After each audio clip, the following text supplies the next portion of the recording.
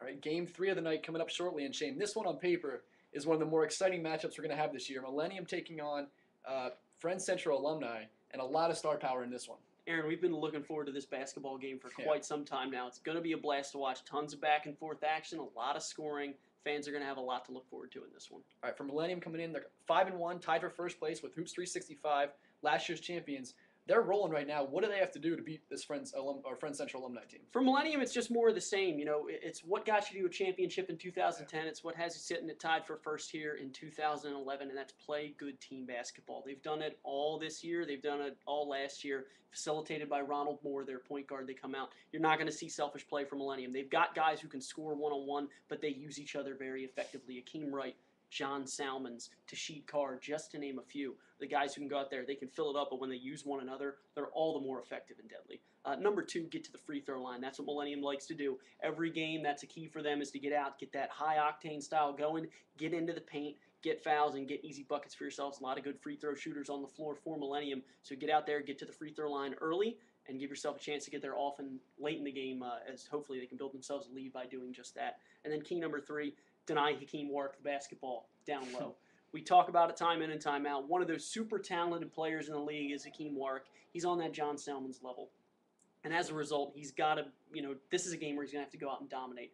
And time in and time out in this league, he doesn't necessarily want to go to the place where he knows he can do that, which is the low block, because he may feel, to have a certain advantage over other guys on the floor, and he doesn't want to take advantage of them. But tonight, against a team like Millennium, count on seeing Hakeem Warwick going out there and doing just that. He's going to try to go to work down low. He's going to try to be effective from where he is most effective on the floor. So Alex Franklin is key for Millennium. He has to deny Hakeem Warwick the basketball where he wants to get it tonight, and really, it's going to be key for Franklin to do that, and he's done a good job of it so far this season against some other opponents. Yeah, shutting down Hakeem Warwick, easier said than done, but you mentioned Alex Franklin's done a great job against other teams so far, shutting down guys inside.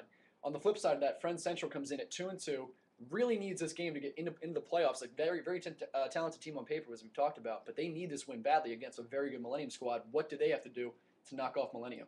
Well, for Friends Central alumni tonight, I think it's pretty simple. There are a couple of keys, but number 1's the most important one.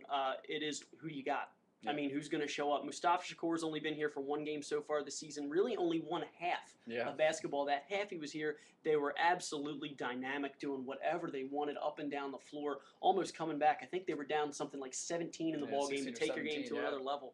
With Mustafa Shakur, they came out and had it to, I think, a 2-point game at one point. So he's going to be key. If he can show up tonight and play for a full 40 minutes, Friends Central's got a chance to go out and upset Millennium big time. Key number 2, get Mike Cook the ball early. Hakeem Warwick is, like we said, going to go to the low block. He's going to try to do work down there, and I would expect to see him catch a lot of double teams tonight. As a result, Mike Cook's a guy who can really feed off of mismatches. A big, strong player, that number 2 or swing forward position.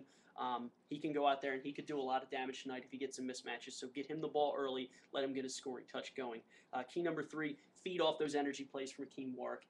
Big blocks, big dunks. He goes out there, he does the athletic things that are just momentum builders. You talk about him in every different sport, and in basketball, Hakeem Warwick is the exact kind of player who makes all of those kinds of plays. So tonight, if you're Friends Central alumni, when he makes one, go out there and allow yourself to build off of it.